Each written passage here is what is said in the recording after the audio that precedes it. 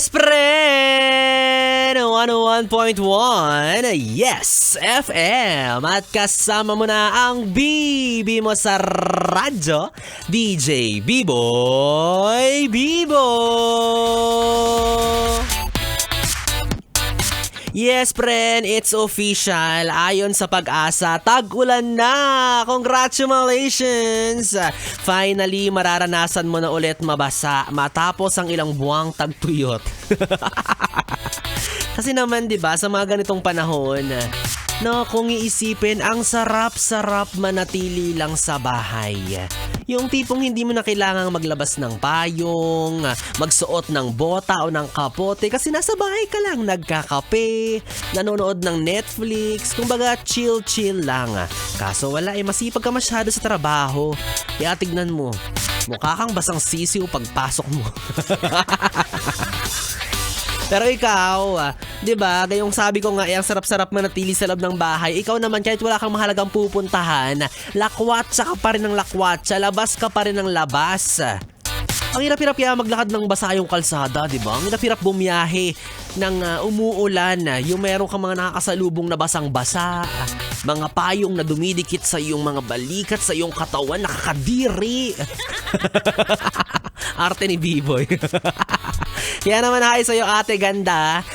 Hi sa'yo, nakasalukuyang pagala-gala. At talaga namang kahit saan magpunta, ay ligawin. Ay, ligawin.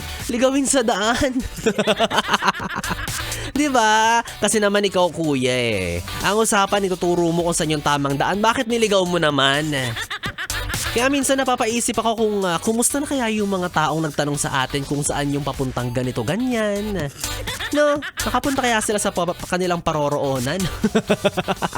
Kasi nga ikaw mismo, di ba, yes friend, aminin mo minsan kapag nagtuturo ka ng daan or ikaw mismo pa nagtatanong ka ng daan, pag sinabi yung salitang kaliwa or kanan, aminin mo, di ba, nahihilo ka na.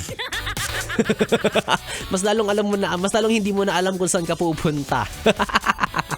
Litong-lito na, 'di ba? Pero sa panahon naman ngayon, meron ng Google Maps.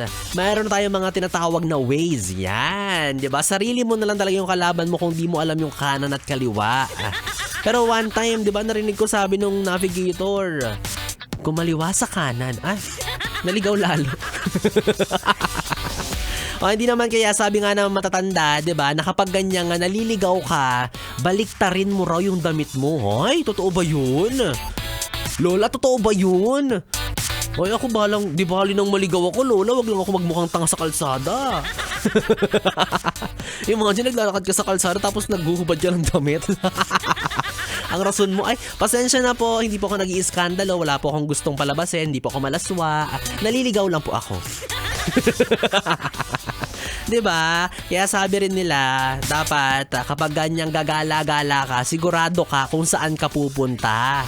Oo, pero kung hindi mo talaga alam yung pupuntahan mo at kailangan mong magtungo doon, isama mo si Magta. Yan, di ba? O hindi mo kilala si Magta. Si Magtanong. Kaso introvert ka tapos ma-pride ka pa, kagaya ni B-Boy Bibo. Na ayaw maghubad sa kalsada para baliktarin yung damit. Kaya talagang maliligaw ka niyan, di ba? And speaking of the word, ligaw. Yan na nga ang pag-uusapan natin ngayong gabi, yes, friend, para sa ating BB Time tungkol naman sa panliligaw. O, diba? Magkaparehas ng spelling pero magkaiba ng meaning at magkaiba ng bigkas. Kaya naman dahil dyan, hi sa'yo ate na nagsasabing kaya wala pang jowa kasi ayaw mo pa, pero ang totoo, wala naman talagang naliligaw sa'yo. Hay nako, wala rin naman kasi sa panahon ngayon yung matyagang manligaw, diba? Ikaw kuya, mag-effort ka naman, hindi yung pinusuan mo lang yung my day ni ate, feeling mo sincere ka na dyan. Hindi kanya manligaw. Ewan ko sa'yo, mag-toothbrush ka muna. yan yung first step ng panliligaw. Wala na guys, yes friend, kung bibi ka, piling mo ako hanggang mamayang alas 12, DJ B-Boy Bibo, ang DJ na single, ready to mingle, basta walang label. At tayo magbabanding-bandingan hanggang mamaya pa, kaya naman tutok ka lang here sa 101.1 Yes FM. 101.1 Yes